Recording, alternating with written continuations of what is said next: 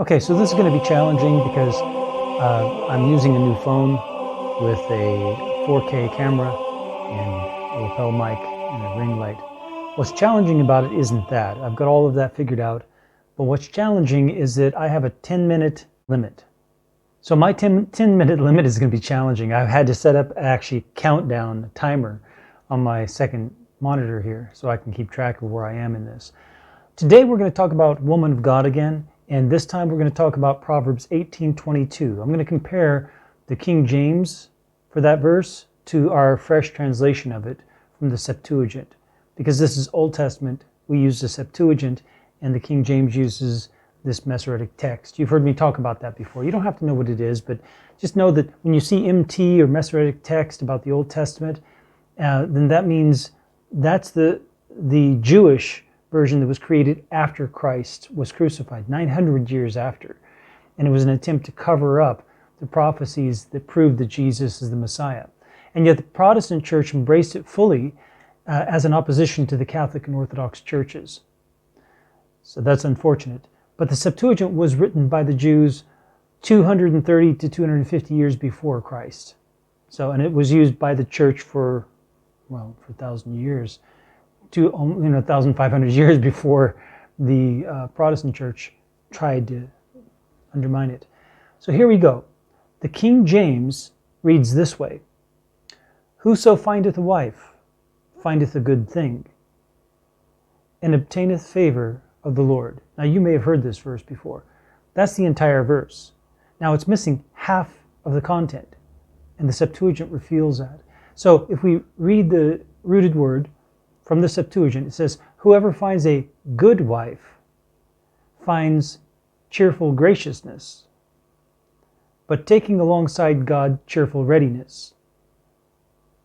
Whoever is throwing out a good wife is throwing out the good things, but the one holding accordingly an adulteress is mindless and irreverent.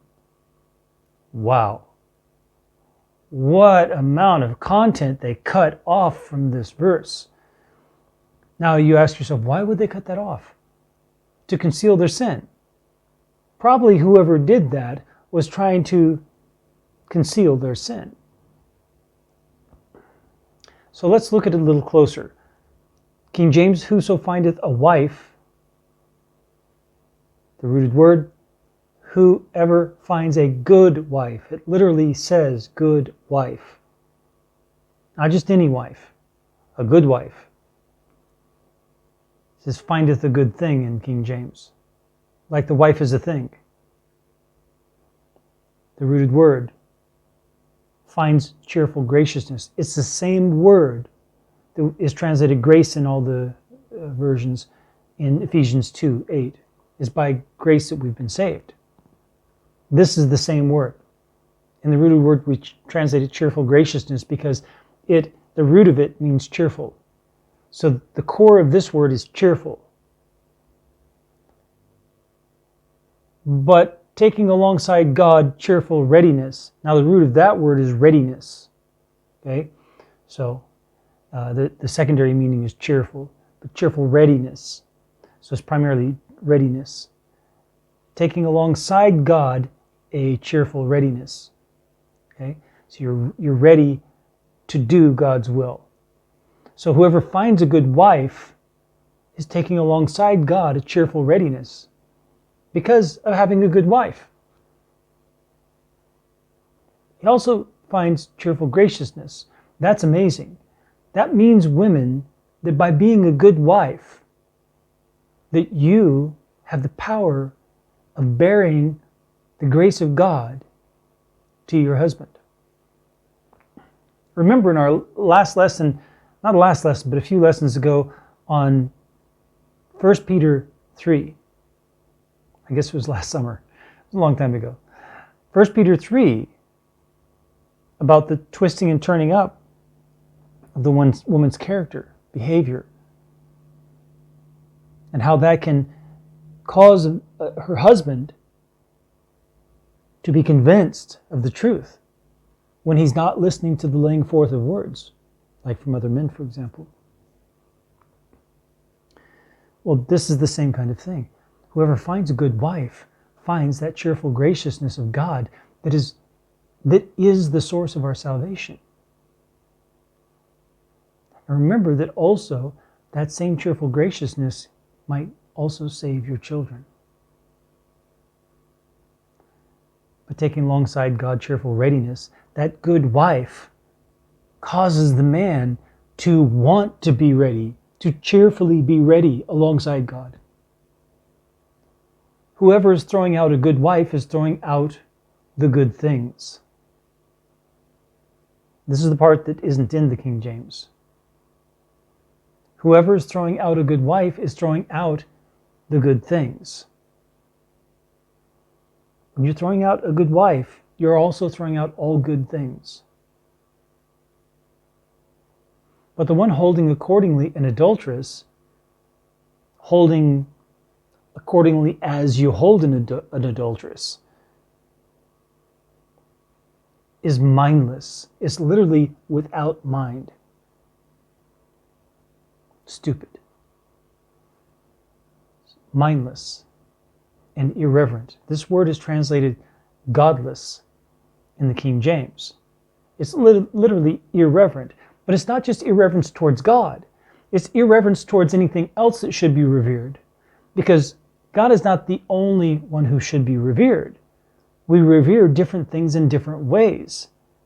Not as God, but we do revere them in different ways. If you've ever been in the presence of someone powerful, then you know what I'm talking about. Especially if you're not a powerful person. And that reverence is automatic. Some people don't have that reverence. They don't have proper reverence towards a person who deserves reverence accordingly. So, the one holding accordingly an adulteress is mindless and irreverent. Irreverent of God, because he's holding an adulteress. This word for adulteress is a paramour. This is the partner who is having sex with the married person. So the one holding the adulteress is married. The adulteress is maybe married, maybe not. But it's the lover outside of that marriage relationship that person is in. So it is an adulteress, but specifically it's paramour. So being a good wife and holding on to a good wife, respecting her, revering the power that she has to bring this cheerful graciousness with her from God. Not only for your salvation, men, husbands, but also the salvation of your children. That God works his cheerful graciousness through a good wife in that family. May the Lord bless you as you seek him with all your heart. Remember to subscribe down below and like the video and share it on your Facebook and other social media. And then make a comment, whether a question or a comment. We read all of them, and we try to respond to all. Get on over to our website, The Rooted Word, and start reading the translation and also the articles we've posted. It's at therootedword.com, therootedword.com. And may the Lord bless you as you seek him with all your heart.